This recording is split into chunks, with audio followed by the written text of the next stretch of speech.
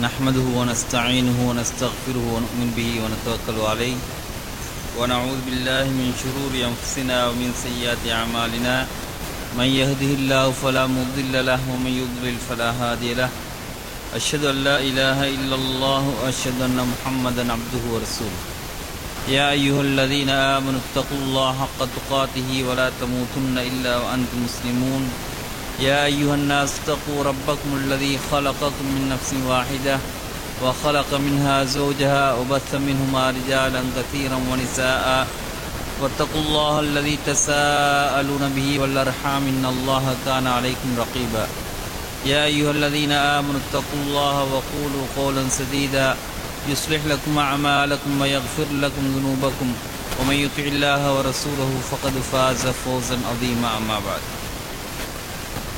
فإن أصدق الحديث كتاب الله وخير الهدي هدي نبينا محمد صلى الله عليه وسلم وشر الأمور محدثاتها وكل محدثة بدعة وكل بدعة ضلالة وكل ضلالة في النار. அன்பார்ந்த இஸ்லாமிய சகோதரர்களே, அஸ்ஸலாமு அலைக்கும் வரஹ்மத்துல்லாஹி வபரகாத்துஹு. நாங்கள் மாதந்தோறும் இரண்டாம் வாரம் ஞாயிறு பின்னேரம் சஹாபாக்களுடைய சரித்திரத்தை பார்ப்பது வழமை. அந்த அடிப்படையிலே நாளை நடக்க இருக்கக்கூடிய அந்த பாடத்தை இன்று அந்த சஹாபாக்கள் சரித்திரத்தையும் இன்ஷா அல்லாஹ் இன்று நியமிக்கப்பட்டிருக்கக்கூடிய பயான் நாளைய தினம் நடைபெறும் என்பதையும் இந்த இடத்திலே தெரிவித்துள்ளோம். சஹாபாக்கள் சரித்திரத்திலே அல் அஷரத்துல் முபஷரா என்று சொல்லப்படக்கூடிய சுவனத்தை கொண்டு நன்மாராயம் சொல்லப்பட்ட அந்த உத்தம சஹாபாக்களில் அபூபக்கர் ரலியல்லாஹு அன்ஹு, உமர் இப்னு கத்தாப் ரலியல்லாஹு அன்ஹு அவர்கள், அதேபோல உஸ்மான் ரலியல்லாஹு அன்ஹு, அலி ரலியல்லாஹு அன்ஹு போன்ற அந்த சஹாபாக்களை பற்றி நாங்கள் ஏற்கனவே பார்த்திருக்கிறோம். அந்த தொடரிலே இன்றைய தினம் சஅத் இப்னு அபி வக்காஸ் ரலியல்லாஹு அன்ஹு என்று அழைக்கப்படக்கூடிய ரசூலுல்லாஹி ஸல்லல்லாஹு அலைஹி வஸல்லம் அவர்களோடு பல யுத்தங்களிலும் இன்னும் பல சந்தர்ப்பங்களிலும் இந்த இஸ்லாமிய தீனுக்காக தனது உடலை, பணத்தை தியாகம் செய்த அந்த சஹாபாக்களிலே ஒருவர், சூனத்தை கொண்டு நன்மாராயம் சொல்லப்பட்ட ஒரு சஹாபி. அது மட்டுமல்ல, இஸ்லாத்தை தனது வாலிப வயதிலே 17வது வயதிலே இஸ்லாத்தை தழுவிக்கொண்ட அந்த சஹாபி சஅத் இப்னு அபி வக்காஸ் ரலியல்லாஹு அன்ஹு அவர்களை பற்றி வரக்கூடிய விடயங்களில் சில வரிகளை நாங்கள் இன்று படிப்போம். சஅத் இப்னு அபி வக்காஸ் ரலியல்லாஹு அன்ஹு அவர்கள் இஸ்லாத்தை ஏற்றுக்கொண்டதற்காக தனது தாயாரினால் இம்சிக்கப்பட்டார்கள், பல தண்டனைகளுக்கு உள்ளாக்கப்பட்டார்கள். அந்த தாய் சஅத் தனது தீனை, புதிய மார்க்கத்தை விட வேண்டும் என்பதற்காக சபதம் செய்தால், சத்தியம் செய்தால், நான் உண்ண மாட்டேன், குடிக்க மாட்டேன், இந்த சஅத் எனது மகன் அந்த புதிய மார்க்கத்தை விட்டுவிடும் வரையிலே உண்ண மாட்டேன், குடிக்க மாட்டேன் என்று சத்தியம் செய்தார். ஆனாலும் சஅத் இப்னு அபி வக்காஸ் ரலியல்லாஹு அன்ஹு அவர்கள் தான் ஏற்றுக்கொண்ட அந்த மார்க்கத்தை விட்டுவிட தயாராகவில்லை. தனது தாயை பார்த்து, எனது அருமை தாயே, நான் உங்களை விரும்புகிறேன், உங்களோடு நேசம் வைக்கிறேன், ஆனால் அல்லாஹுடையும் ரசூலுடையவும் மஹப்பத் நேசம் இருக்கின்றதே, அது அனைத்து நேசங்களை விட எனக்கு மிக பெரியது என்று தனது தாயிடத்திலே கூறினார்கள். அதுக்கு பின்னால் அந்த தாய் மிகவும், அதாவது உண்ணாமல் குடிக்காமல் பல நாட்கள் இருந்து சஅத் அவரை, அந்த பெண்ணை கண்டு மார்க்கத்தை விட வேண்டும் என்று ஆசைப்பட்டார். ஆனாலும் சஅத் ரலியல்லாஹு அன்ஹு அவர்கள் தான் கொண்ட கொள்கையிலே உறுதியாக இருந்தார்கள். அவர்கள் அணுவும் அசையவில்லை, தனது தீனை விட்டு கொடுக்க தயாராகவில்லை. அவர்கள் தனது தாயை பார்த்து சொன்னார்கள், கடைசியாக, எனது அருமை தாயே, நீங்கள் உங்களுக்கு 100 உயிர்கள் இருந்து அந்த உயிர்கள் ஒவ்வொன்றாக பிரிந்தாலும் நான் எனது மார்க்கத்தை விட்டு கொடுக்க தயாரில்லை.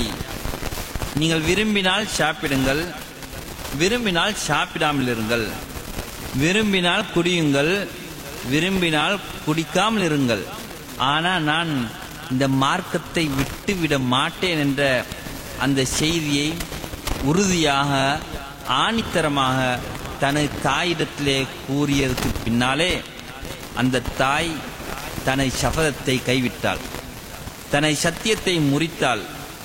அதுக்கு பின்னால் சஅத் தனது மார்க்கத்தை விட மாட்டார் என்ற அந்த உறுதியான நிலையை கண்டு தனது நிலைப்பாட்டை அந்த தாயார் மாற்றிக்கொண்டார்.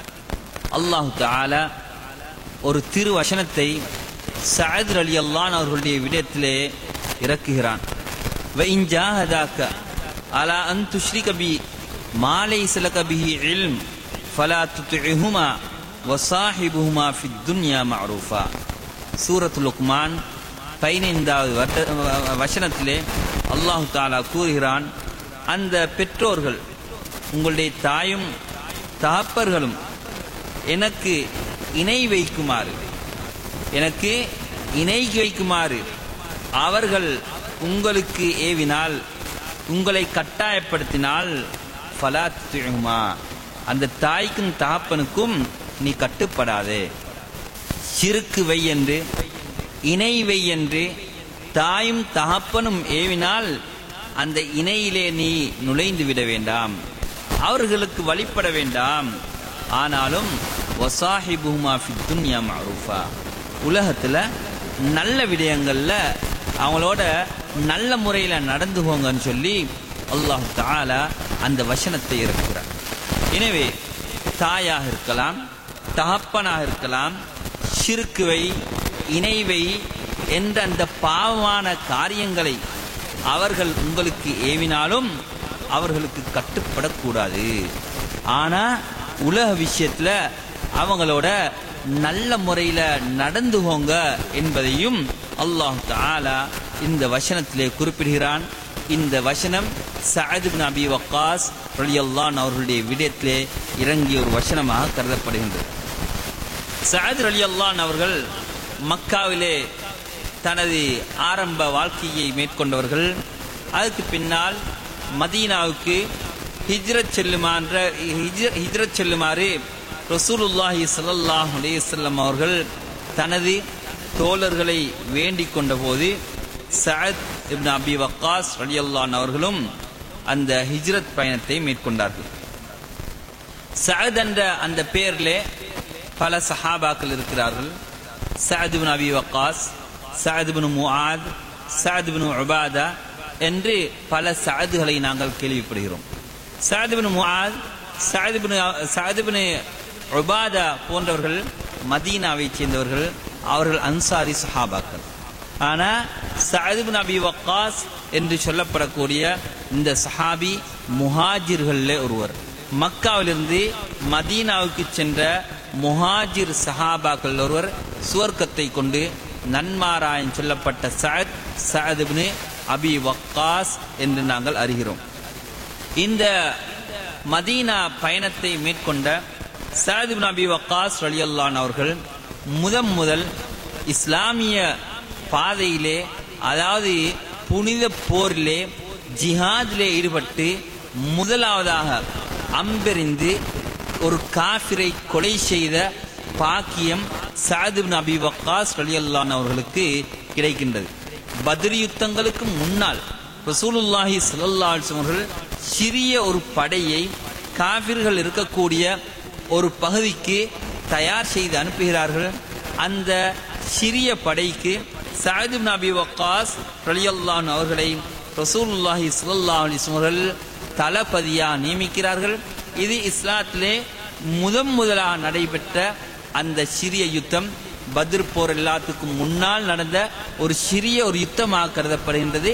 அந்த யுத்தத்திலே சஅத் இப்னு அபி வக்காஸ் ரலியல்லாஹு அன்ஹு அவர்கள் அம்பெறிந்தி அம்பை பாவித்து ஒரு காஃபிரை கொலை செய்கிறார்கள். அதனால் அவர்கள் அவ்வளு ருமாத் ஃபி சபீலில்லாஹ், அல்லாஹ்வுடைய பாதையிலே முதலாவதாக அம்பெறிந்தவர் என்ற அந்த பட்டத்தை சஅத் இப்னு அபி வக்காஸ் ரலியல்லாஹு அன்ஹு அவர்கள் எடுத்துக்கொள்கிறார்கள். உஹது யுத்தத்திலே ஹிஜ்ரி 3 நடைபெற்ற உஹது யுத்தத்திலே ரசூலுல்லாஹி ஸல்லல்லாஹு அலைஹி வஸல்லம் அவர்களை விட்டும் பல தோழர்களும் விரண்டோடிய அந்த நேரத்திலே ரசூலுல்லாஹி ஸல்லல்லாஹு அலைஹி வஸல்லம் அவர்களோடு அவர்களை பாதுகாப்பதற்காக நின்று பிடித்த சஹாபாக்களிலே ஒருவர் சஅத் இப்னு அபி வக்காஸ் ரலியல்லாஹு அன்ஹு அவர்கள். அவர்களை பார்த்து ரசூலுல்லாஹி ஸல்லல்லாஹு அலைஹி வஸல்லம் அவர்கள் சந்தோஷப்பட்டார்கள். அவர்களை பார்த்து ஸல்லல்லாஹு அலைஹி வஸல்லம் சொன்னார்கள், யா சஅத், சஅதே இர்மி ஃபிதாக அபி வ உம்மி, நீங்கள் உங்களுடைய அம்புகளை எறியுங்கள், அம்புகளை எறிந்து காவிர்களை தாக்குங்கள். ஃபிதாக வ அபி வ உம்மி, எனது தகப்பனும் எனது தாயும் உங்களுக்கு அர்ப்பணமாகட்டும் என்று ரசூலுல்லாஹி ஸல்லல்லாஹு அலைஹி வஸல்லம் சொன்னார்கள். தனது தாய் தகப்பர் என்று இருவரையும் சேர்த்து உங்களுக்கு அர்ப்பணமாகட்டும் என்று முதலாக சஅத் இப்னு அபி வக்காஸ் ரலியல்லாஹு அன்ஹு அவர்களை பார்த்துதான் ரசூலுல்லாஹி ஸல்லல்லாஹு அலைஹி வஸல்லம் அவர்கள் கூறினார்கள். சஅத் இப்னு அபி வக்காஸ் ரலியல்லாஹு அன்ஹு அவர்கள் ஒரு நாள் நோய்வாய்ப்பட்டிருக்கிறார்கள். இந்த சந்தர்ப்பத்திலே ரசூலுல்லாஹி ஸல்லல்லாஹு அலைஹி வஸல்லம் அவர்களை நோய் வினவுவதற்காக வேண்டி வருகிறார்கள். சஅத் ரலியல்லாஹு அன்ஹு அவர்கள் அவர்களுடைய நிலைமையை பற்றி ஸல்லல்லாஹு அலைஹி வஸல்லம் அவர்கள் கேட்டபோது தன் நோயை பற்றி அவர்கள் விரிவாக சில விடயங்களை சொன்னதுக்கு பின்னால், வானதுமால், என்னிடத்திலே பணம் இருக்கின்றது, சொத்துக்கள் இருக்கின்றன, வலா யரிசுனி இல்ல இப்னத்துன், எனக்கு ஒரு மகள் இருக்கிறாள், அந்த மகள் மாத்திரம்தான் எனக்கு, அதாவது என்னை சொத்துக்கு உரிமையாளராக கருதப்படுகிறாள். எனவே நான் எனது சொத்திலே 3/2 பகுதியை அல்லாஹ்வுடைய பாதையிலே சதகா செய்யட்டுமா என்று சஅத் இப்னு அபி வக்காஸ் ரலியல்லாஹு அன்ஹு அவர்கள் ரசூலுல்லாஹ் இடத்திலே கேட்கிறார்கள். சொத்துக்கள் மீதமாயிருக்கின்றன, ஒரே ஒரு அனந்திரக்காரி ஒரு மகள் இருக்கிறாள், எனவே அவளுக்கு 3/1 பகுதியை மாத்திரம் வைத்துவிட்டு 3/2 பகுதியை நான் அல்லாஹ்வுடைய பாதையிலே சதகா செய்து விடட்டுமா என்று ரசூலுல்லாஹி ஸல்லல்லாஹு அலைஹி வஸல்லம் உத்தரவு கேட்கின்றார்கள். அப்பொழுது ஸல்லல்லாஹு அலைஹி வஸல்லம் சொல்கிறார்கள், லா, வேண்டாம். அதுக்கு பின்னால் சஅத் ரலியல்லாஹு அன்ஹு அவர்கள் கேட்கிறார்கள், யா ரசூலல்லாஹ், அப்படி என்றால் அரைவாசியை நான் சதகா செய்யட்டுமா, என சொத்துல அரைவாசியை சதகா செய்யட்டுமா என்று கேட்ட நேரத்திலே ரசூலுல்லாஹி ஸல்லல்லாஹு அலைஹி வஸல்லம் சொல்கிறார்கள், வேண்டாம். சும்மா கால ஸல்லல்லாஹு அலைஹி வஸல்லம் அஸ்ஸுலுஸ், 3/1 பகுதி. அப்ப 3/1 பகுதியை நான் தர்மம் செய்யட்டுமா என்று கேட்ட நேரத்திலே 3/1 பகுதியை நீங்கள் தர்மம் செய்யுங்கள், வஸ்ஸுலுசு கஸீர், 3/1 கூட அதிகம் என்பதாக ஸல்லல்லாஹு அலைஹி வஸல்லம் அவர்கள் கூறுகிறார்கள். பாருங்கள், ஒரு சொத்து ஒருவரிடத்திலே இருக்கின்றதென்றால் அதனை சதகா செய்து அனைத்தையும் முடித்துவிட்டு தனது குடும்பத்தை மற்றவர்களிடத்திலே கையேந்தக்கூடிய நிலைக்கு தள்ளிவிட்டு செல்வதை விட நீங்கள் உங்களுடைய பிள்ளைகளுக்கு கொடுப்பது சிறந்தது என்ற ஒரு கருத்தை ஸல்லல்லாஹு அலைஹி வஸல்லம் அவர்கள் கூறுகிறார்கள். இன்னக அன்ததர வரஸதக அக்னியா, நீங்க உங்களோட குடும்பத்தார்களை உங்களோட அனந்திரக்காரர்களை அக்னியாக்களாக பணக்காரர்களாக வசதியுள்ளவர்களாக விட்டு செல்வது ஹைரும் மின் அன் ததரஹும் ஆலத்தன் யதகஃபஃபூன அன்னாஸ், அவர்களை ஏழைகளாக மற்றவர்களிடத்திலே கையேந்த கூடியவர்களாக விட்டு செல்வதை விட இது சிறந்தது. சொத்துக்களை உங்களுடைய பிள்ளைகளுக்கு வைத்து விட்டு செல்வது சிறந்தது என்று ரசூலுல்லாஹி ஸல்லல்லாஹு அலைஹி வஸல்லம் அவர்கள் கூறுகின்றார்கள். பாருங்கள், சதகாவை ஆர்வமூட்டக்கூடிய அந்த ரசூலுல்லாஹி ஸல்லல்லாஹு அலைஹி வஸல்லம் அவர்கள் தனது குடும்ப விஷயத்திலே ஒருவர் எவ்வாறு நடந்து கொள்ள வேண்டும், மற்றவர்கள் அந்நியவர்களுக்கு கொடுப்பதை விட தனது குடும்பத்துக்கு கொடுப்பதுதான் மிகச் சிறந்த சதகா என்று ஸல்லல்லாஹு அலைஹி வஸல்லம் அவர்கள் இங்கே வலியுறுத்துகிறார்கள். அதுக்கு பின்னால ஸல்லல்லாஹு அலைஹி வஸல்லம் அவர்கள் கூறுகிறார்கள், நீங்கள் அல்லாஹுக்காக வேண்டி இஹ்லாஸோடு உங்களுடைய குடும்பத்துக்காக நீங்கள் செலவழிக்கின்றீர்களே, செலவழிக்கக்கூடிய அந்த செலவுக்கு அல்லாஹு தஆலா உங்களுக்கு கூலி வழங்குகிறான். நீங்க அல்லாஹுக்காக வேண்டி என்ற அந்த நோக்கத்தோடு தனது குடும்பத்துக்கு செலவழிக்கக்கூடிய நேரத்தில் அல்லாஹு தஆலா கூலி வழங்குகிறான். எந்த அளவு என்றால், நீங்கள் உங்களுடைய மனைவியுடைய பசிக்காக மனைவிக்காக கொடுக்கக்கூடிய ஒரு கவலம் உணவிருக்கின்றதே, அதற்கு கூட அல்லாஹ் சுப்ஹானஹு தஆலா உங்களுக்கு கூலி வழங்குகிறான் என்று ரசூலுல்லாஹி ஸல்லல்லாஹு அலைஹி வஸல்லம் அவர்கள் கூறுகிறார்கள். இதிலே ஒரு முக்கியமான ஒரு அம்சத்தை ஸல்லல்லாஹு அலைஹி வஸல்லம் அவர்கள் கூறுகிறார்கள். சதகா கொடுக்கத்தான் வேண்டும். அந்த சதகா ஏனைய அவருடைய அனந்திரக்காரர்களை பாதிக்கக்கூடிய முறையிலே அமையக்கூடாது என்பதை ஸல்லல்லாஹு அலைஹி வஸல்லம் அவர்கள் கூறுகின்றார்கள். அதனால்தான் ஒருவர் தனது சொத்துக்களிலே வசியத் செய்து விட்டாலும் கூட தனது முழு சொத்தையும் வசியத் செய்துவிட்டு மரணித்தாலும் கூட அவருடைய சொத்திலே 1/3 பகுதியைத்தான் சதகாவாக அங்கே வசியத்தாக நிறைவேற்றப்படும். அந்த 1/3 தவிர மற்ற பகுதிகள் அனைத்தும் வாரிசுகளுக்கு அனந்திரக்காரர்களுக்குரியது என்ற அந்த செய்தியை ரசூலுல்லாஹி ஸல்லல்லாஹு அலைஹி வஸல்லம் அவர்கள் வலியுறுத்தி இருக்கிறார்கள். எனவே ஒருவர் மரணிப்பதற்கு முன்னால எவ்வளவுதான் வசியத் செஞ்சு போட்டு போனாலும் அது மௌத்துக்கு பின்னால அவருடைய சொத்துல 1/3 தான் செல்லுபடியாகும், மற்றவைகளில் அது செல்லுபடியாக மாட்டாது. அது அனந்திரக்காரர்களுக்குரியது என்பதை நாங்கள் இஸ்லாமிய சட்டங்களின் மூலமாக விளங்கக்கூடிய இருக்கின்றது. எனவே இது சஅத் இப்னு அபி வக்காஸ் ரலியல்லாஹு அன்ஹு அவர்களுக்கு ரசூலுல்லாஹி ஸல்லல்லாஹு அலைஹி வஸல்லம் அவர்கள் செய்த ஒரு உபதேசமாக இருந்தாலும் அது உம்மத்து அனைவருக்கும், இந்த சமூகம் அனைவருக்குமே உள்ள ஒரு சட்டமாகத்தான் இந்த ஹதீஸிலிருந்து நாங்கள் அதை விளங்கக்கூடியதாக இருக்கின்றது. சஅத் இப்னு அபி வக்காஸ் ரலியல்லாஹு அன்ஹு அவர்களை ரசூலுல்லாஹி ஸல்லல்லாஹு அலைஹி வஸல்லம் அவர்கள் மிகவும் விரும்பக்கூடியவர்களாக இருந்தார்கள். அந்த சஅதுடைய துஆக்கள் ஏற்றுக்கொள்ளப்பட வேண்டும் என்று நபிகளார் ஸல்லல்லாஹு அலைஹி வஸல்லம் அவர்கள் துஆ கேட்டிருக்கிறார்கள். அந்த அடிப்படையிலே அவர்கள் முஸ்தஜாபு தஅவா, துஆ ஏற்றுக்கொள்ளப்படக்கூடிய ஒரு மனிதராக சஅத் இப்னு அபி வக்காஸ் ரலியல்லாஹு அன்ஹு அவர்கள் இருந்தார்கள். அவர்கள் ஏதாவது ஒரு துஆ கேட்டால் அது அல்லாஹ்விடத்தில் ஏற்றுக்கொள்ளப்படும். முஸ்தஜாபு தஅவா. ரசூலுல்லாஹி ஸல்லல்லாஹு அலைஹி வஸல்லம் அவர்கள் ஒரு துஆவை கேட்டாங்க.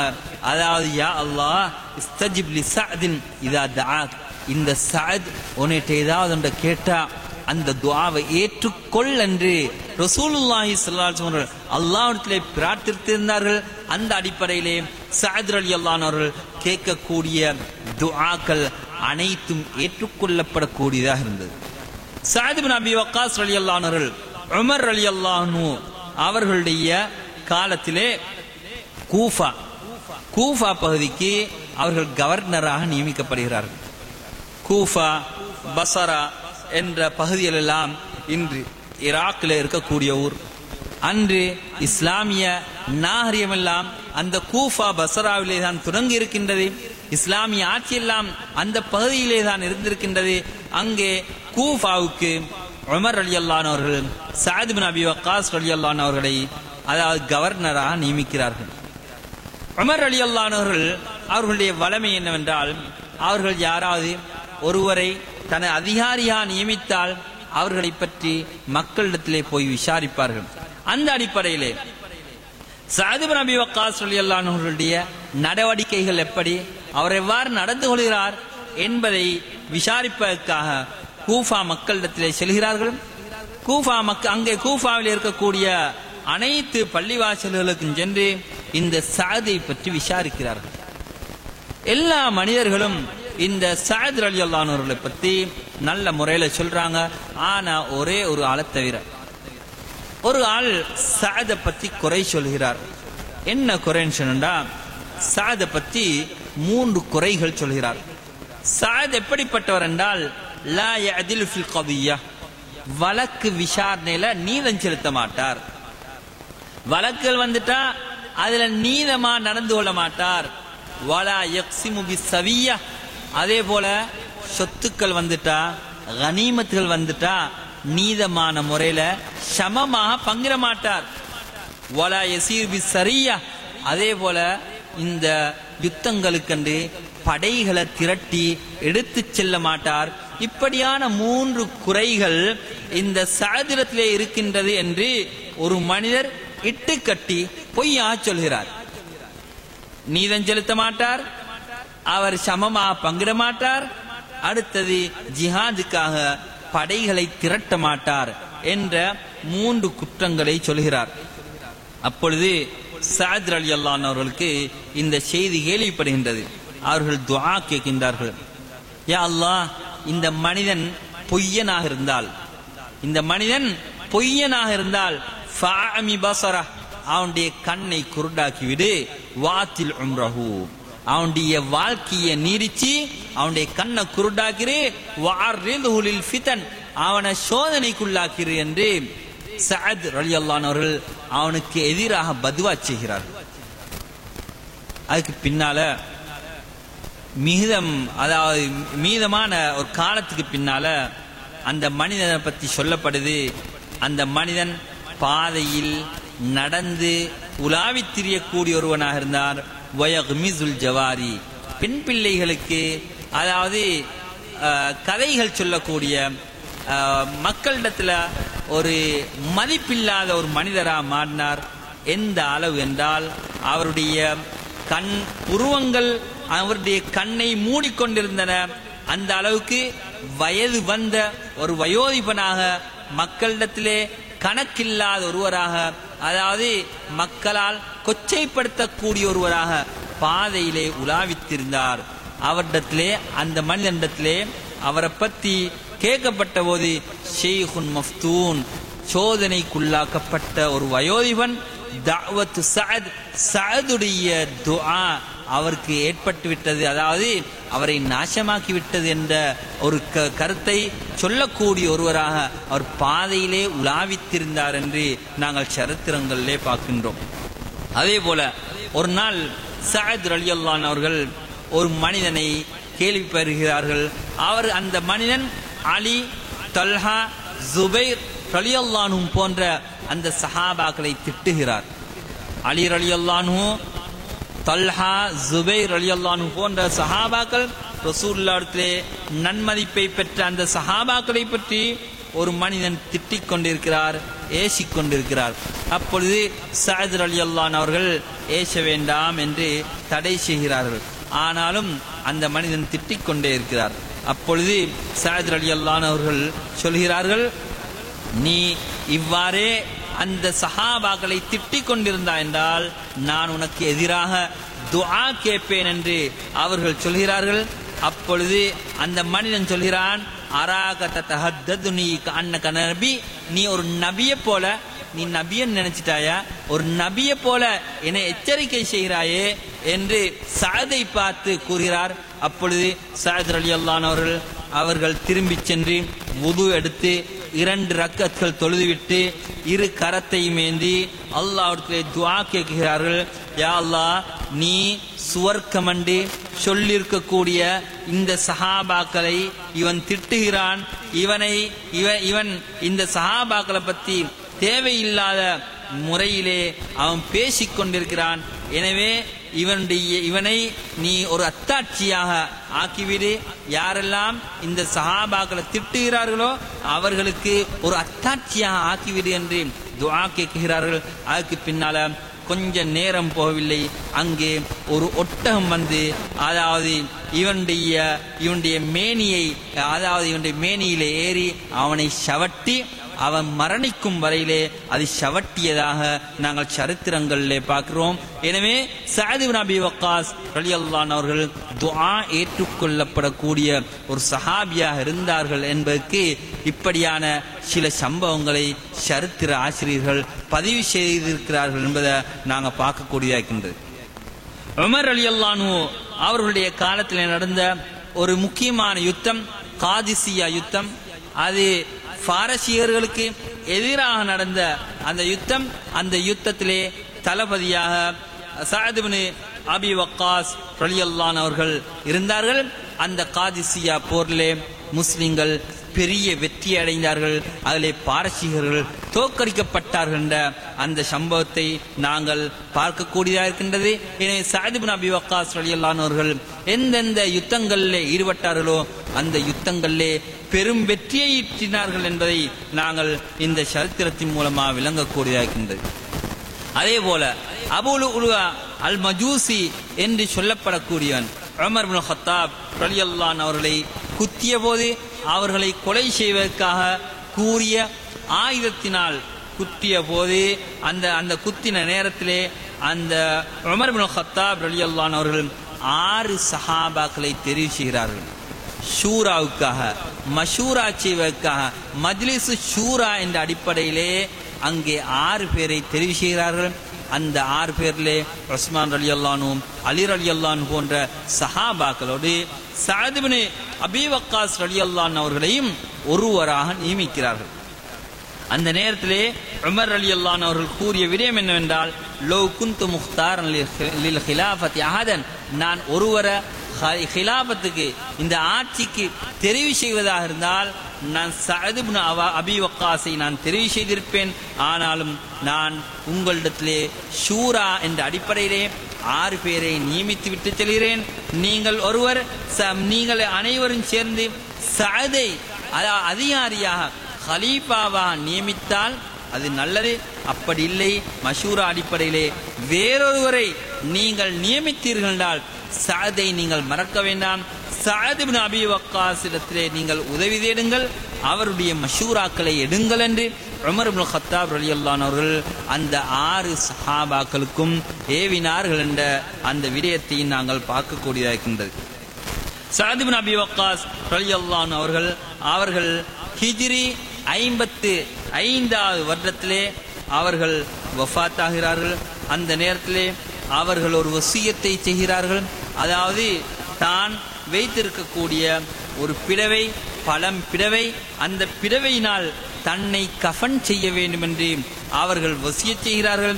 அது எந்த பிடவை என்றால், அவர்கள் பத்ர் யுத்தத்திலே முஷ்ரிக்கீங்களை எதிர்த்து போராடக்கூடிய நேரத்தில் எந்த ஆடையை அவர்கள் உடுத்திருந்தார்களோ அந்த ஆடையை பாதுகாத்து வைத்திருந்தார்கள். அந்த ஆடையின் மூலமாகத்தான் என்னை கஃனிட வேண்டும் என்று சஅத் இப்னு அபி வக்காஸ் ரலியல்லாஹு அன்ஹு அவர்கள் தன் வசியத்திலே எழுதியிருந்தார்கள். அந்த அடிப்படையிலே அவர்களுடைய அந்த பழமையான அந்த ஆடையின் மூலமாக அவர்கள் கஃனிடப்பட்டார்கள். அவர்கள் அகீக் என்று சொல்லப்படக்கூடிய மதீனாவிலே இருக்கக்கூடிய அகீக் என்று சொல்லப்படக்கூடிய அந்த பகுதியிலே அங்கே ஒரு பள்ளத்தாக்கு இருக்கின்றது. அந்த பள்ளத்தாக்கு இருக்கக்கூடிய பகுதியிலே அவர்கள் வஃபாத்தாகிறார்கள். அதுக்கு பின்னால் அவர்கள் மதீனாவுக்கு சுமந்து கொண்டு வரப்பட்டு அவர்கள் பக்கி என்று சொல்லப்படக்கூடிய மஸ்ஜிதுன் நபவிக்கு பக்கத்தில் இருக்கக்கூடிய மையவாடி, மதீனாவுடைய மையவாடி பக்கியுனில் கர்கத் என்று சொல்லப்படக்கூடிய அந்த மையவாடியிலே அவர்கள் அடக்கம் செய்யப்படுகிறார்கள். அவர்கள் முஹாஜிரீங்களிலே கடைசியா மரணித்த சஹாபியாவும், அதே போல சுவனத்தை கொண்டு நன்மாராயம் சொல்லப்பட்ட 10 சஹாபாக்களிலே கடைசியாக இறுதியாக மரணித்த ஒரு சஹாபியாகவும் கருதப்படுகிறார்கள். எனவே இந்த இஸ்லாத்துக்காக பல தியாகங்களை செய்து தனது தாயை, தனது குடும்பத்தை இந்த தீனுக்காக தியாகம் செய்து அனைத்தையும் இழந்து இந்த இஸ்லாத்துக்காக உரமூட்டிய அந்த தோழர்களிலே மிக முக்கியமான ஒரு இடத்தையும் சுவனத்தை கொண்டு நன்மாராயம் சொல்லப்பட்ட சஹாபாக்களிலே ஒரு பெரிய ஒரு இடத்தையும் பெற்றுக்கொண்ட ஒரு சஹாபியாக சஅத் இப்னு அபி வக்காஸ் ரலியல்லாஹு அன்ஹு அவர்கள் கருதப்படுகிறார்கள். எனவே அல்லாஹ் சுப்ஹானஹு தஆலா அந்த சஹாபாக்கள் அந்த சரித்திரங்களை நாங்கள் விளங்குவதன் மூலமாக எமது வாழ்க்கையிலே பல திருத்தங்களை கொண்டு வந்து எமது வாழ்க்கையை சீர்திருத்திக் கொள்வதற்கு நம் அனைவருக்கும் தௌஃபீக் செய்வானாக. வா ஆகிர் தஅவானா அல்ஹம்துலில்லாஹ்.